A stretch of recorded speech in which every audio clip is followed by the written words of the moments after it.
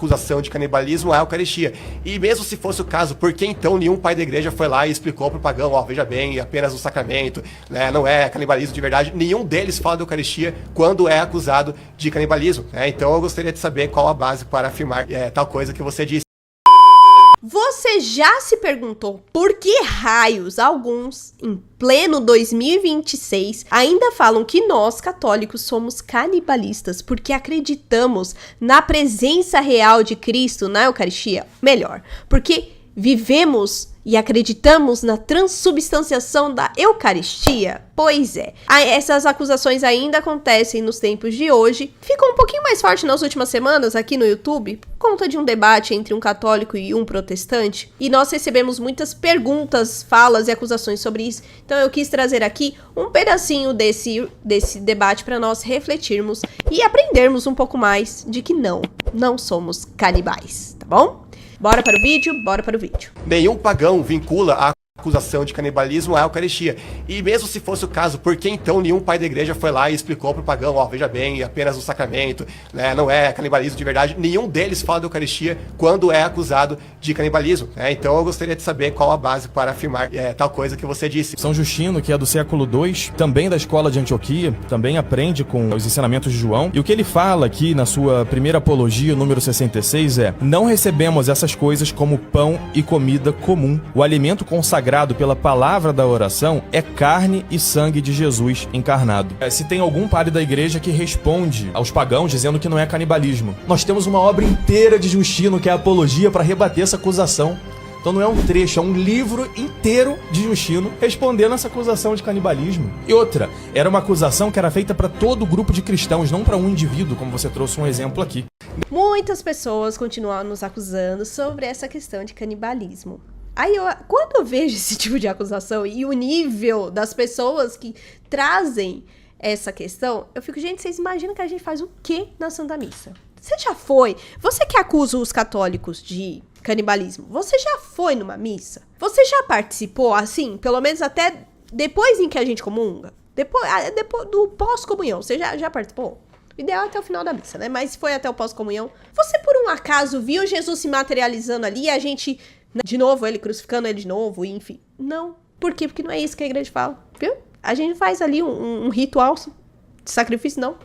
É outra coisa, a igreja nunca defendeu isso. A gente não fica mastigando a carne de Cristo de forma literal, como você entende que é literal, né? É uma questão que as pessoas têm muita dificuldade. Por quê? Porque ainda tá muito preso no material. Ju, mas é o literal. Existem passagens, palavras da Sagrada Escritura, da Santa Palavra de Deus, que ora são literais, como nós conhecemos, de que se transforma diante dos nossos olhos, é de fato, e ora não. E existe uma coisa que nós precisamos entender. A Bíblia tem os seus contextos. A forma como os judeus, e até hoje tem muitas questões dos judeus que permanecem, a forma como era tratada naquela época, a forma como eles falavam é diferente de hoje. Vou dar 2 exemplos aqui que estão ligados à Eucaristia. O primeiro exemplo deles, memorial. Santa Ceia, né? Memorial da paixão de Cristo. Porque Cristo fala, isto é o meu corpo, lá na última ceia,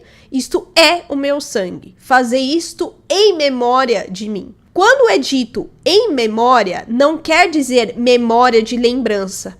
Eu vou fazer esse momento da Santa Ceia, eu vou lembrar de tal momento. Não. É como se nós vivêssemos aquele momento novamente. Ele é um ato litúrgico, porque também era assim como os sumos sacerdotes faziam na época quando se celebrava a Páscoa, por conta da libertação dos hebreus. Então, tudo tem uma ligação. Essa é a questão do memorial que o pessoal bate muito na tecla, mas aí muitos não aceitam. Não, mas senão tinha que usar outra palavra. Não, na realidade, nós temos que fazer um estudo bíblico mais aprofundado para entender o contexto da época e da onde surgiu Jesus. Jesus era judeu, mas os judeus não aceitaram Jesus como o Messias.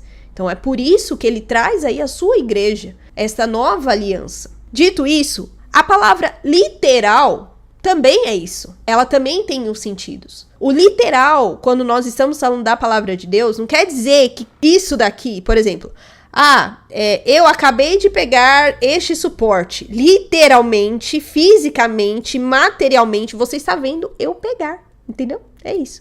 Mas, por exemplo, vocês não estão vendo, mas eu falo, eu peguei aqui no suporte da câmera, eu estou falando, mas você não tá vendo, mas eu estou falando o que eu fiz. Então, o literal na palavra de Deus também tem o sentido de, o literal daquilo que o autor fala, não de forma física e visível aos meus olhos, mas naquilo que de fato ele está falando. Então, até alguns, né, trouxeram ótimos exemplos. Eu falei sobre isso lá no vídeo do React que eu fiz sobre esse debate. E eu falei isso, eu trouxe várias referências lá. Depois acompanha, eu deixei até o comentário fixado, porque eu acredito que vale muito a pena vocês lerem lá. Muitos até falaram, gente, vocês estão confundindo transformação. Ou seja, a hora que o padre... Tanto que teve gente que falou, eu quero fatos, eu quero ver o corpo e sangue de Cristo. Mas não é assim que Cristo faz conosco. É assim que Deus quis que pareça, e é o que a gente fala, né? Ali, quando a gente fala de transubstanciação, acontece a mudança da substância, mas não na aparência física, humana, né? Que o pessoal fala, na metafísica. Não é no acidente, não é no cheiro, não é no gosto, não é no toque, não é pelos sentidos, mas sim é por aquilo que é. O pão que se torna carne. Mas não é que a gente vai ficar comendo, mastigando. A igreja nunca ensinou isso. Essa não é a questão de presença real. O espiritual também existe na Eucaristia. No caso da Eucaristia, é o espiritual e o literal, no sentido literal de que Cristo falou. Cristo disse, isto é o meu corpo, né? Então, quando a gente fala isso, é no modo sacramental. Não é biológico, mas no sacramento. Os apóstolos, eles nunca mastigaram e beberam sangue humano. Não foi isso que Cristo nos ensinou. Comungar do corpo de Cristo. Comungar. Não é literal, visível, sangrando, perceptível. Não. Jesus quis ali afirmar uma realidade verdadeira. Não é uma figura de linguagem. Eu sei que para muitos de nós isso é muito difícil entender. Mas o que eu aprendi é que muitas vezes isso é falado durante a vida pública de Cristo. Vocês querem muitos sinais. Você consegue identificar quando tá chovendo, mas você não consegue identificar quando é a ação de Cristo. Muitas vezes, certos milagres, né? Tem gente que fala, eu quero que eu comprove esse milagre. Mas muitos milagres a gente não consegue comprovar, né? Esse é um exemplo. Teve um outro irmão, inclusive, no Instagram, que até falou da sarça. A sarça é um ótimo exemplo disso. A sarça continua sarça, mas é Deus ali falando. Mas não quer dizer que Deus é uma sarça. Mudou-se ali, né? O sentido da sarça. A sarça é Deus. Da sarça foi Deus falando. Mas eu não consigo ter essa mudança, entende? Tipo, Deus não se materializou assim. Vamos colocar essa palavra. Materializou ali naquela sarça. Não, a sarça continuou sendo sarça, mas Deus estava ali, nela. O pão ali, depois do momento da consagração, é o Cristo. É o corpo e sangue de Cristo. Por quê? Porque Cristo disse. E é isso que às vezes me incomoda em alguns cristãos, né? Que não acreditam na Eucaristia. Tudo segue dentro da Escritura. Mas o que Cristo diz, isto é o meu corpo, não. Não, mas porque ele também falou, é a porta. Então aí vem também a questão do contexto. Por isso que a Bíblia não pode ser tirada do contexto. Tudo tem um contexto, tem um gancho, tem uma ligação. Quando ele fala do corpo, é falado em todos os evangelhos, né, da questão da última ceia. Depois é reforçado pelos apóstolos, quando eles vão ensinando, vão ali também vivendo a Eucaristia, também tem a tradição. Agora, da questão da porta, é uma vez só que Cristo cita, e ali sim, é na questão espiritual. Eu abro as portas do céu, eu abro para a questão da salvação, não é que ele é a porta, ou tipo, a porta ali vai ser, não é isso. Então, existe o contexto. Por isso que não basta só eu ler a Bíblia como um livro histórico, ou como um livro apenas espiritual. Tem as suas nuances, tem as suas diferenças. É bom ler a Bíblia? Mas é muito mais maravilhoso estudar, meditar, orar né? Teve até, acho que alguém que falou pra mim, se você ler a Bíblia, orar e meditar, você vai ver a verdade. Eu vi, Cristo está na Eucaristia. Baseado nisso, né, foi até muito mencionado nesse debate o João 6, que é onde Cristo diz, né, que ele é o pão vivo descido do céu, o nosso maná da salvação. E o Ariel, ele já falou sobre isso em um outro podcast, que é o podcast No Barco, sobre o discurso. Vamos ver aqui. Os judeus começaram a murmurar contra Jesus porque disse, eu sou o pão que desceu do céu. Então eles entenderam literalmente. Lembra quando os discípulos entenderam literalmente a parábola do fermento? Ele fala, cuidado com o fermento dos fariseus. Tava falando de... Aí eles, será que a gente comprou na padaria do fariseu? Ferrou.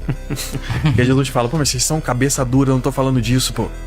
Então aqui acontece a mesma coisa. As pessoas falam, nossa, como assim pão que desceu do céu? Esse não é Jesus, filho de José? Não conhecemos nós seu pai e sua mãe? Como pode agora dizer que eu desci do céu? Então Jesus não fala, como vocês são cabeça dura, tô falando figurativamente. Não, ele não fala isso. Ele diz o seguinte, não murmureis entre vós. Ninguém pode vir a mim se o pai que me enviou não o atrair, e eu ressuscitarei no último dia. Em verdade vos digo, quem crê tem a vida eterna, eu sou o pão da vida. Inclusive, essa passagem vale muito a pena a ser meditada, porque depois que Cristo fala isso, né, muitos dos seus discípulos, muitos daqueles que o seguiam, ficaram escandalizados com o que ele falou.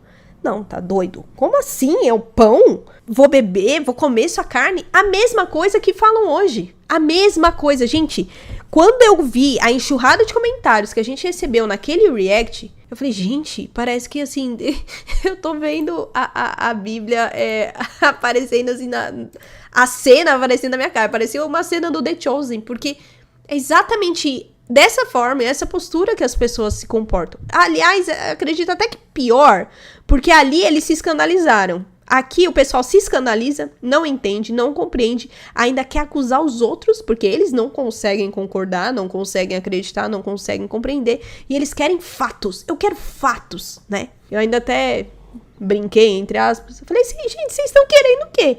Que apareça assim, ó, aqui tá a hóstia, né? A hóstia, e aí aparece do nada o corpo e sai a sangue. Não é assim, gente, porque Deus não vai escandalizar a si mesmo, jamais, né? A gente se escandaliza com as obras de Deus porque a gente não entende, mas Ele não vai se deixar com que aconteça o escândalo, né? Dito isso, muitos ficaram, eu quero fatos, eu quero ver virar. Existe não só um, mas mais de 300 milagres eucarísticos, muitos deles reconhecidos pela igreja, né? Também que houveram avaliações científicas, médicos, enfim. Esse daqui é o milagre de Lanciano. Aconteceu na Itália, 750 depois de Cristo. Então, aqui depois ele teve até alguns exames científicos que constataram. É carne que você quer ver, né? Carne e tecido humano do coração. O sangue é real de um ser humano, tipo AB. A carne e sangue pertencem ao mesmo tipo sanguíneo. E existe a conservação por mais de 1.300 anos, sem meios artificiais, que não possui explicação científica. E vale lembrar aqui que também foi identificado que é exatamente carne e sangue,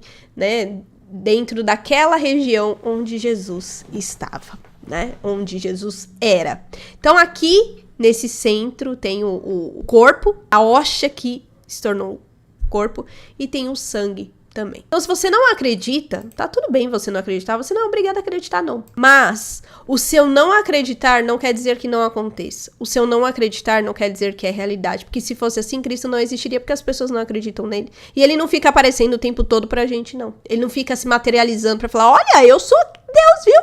Eu realmente, o que tá na Bíblia. Não. Aí é questão de fé. Mais provas tem. Aliás, tem um site feito por São Carlos Acutis com inúmeros milagres eucarísticos. Vai lá, confere. Tenha essa coragem, tá bom? E aí? E você? Já teve alguma experiência muito forte com a Eucaristia? Conhece algum milagre eucarístico que vale a pena contar essa história? Deixa aqui nos comentários para nós mostrarmos que sim, que Cristo está muito presente na Eucaristia. Então é isso. Até o próximo vídeo. Tchau!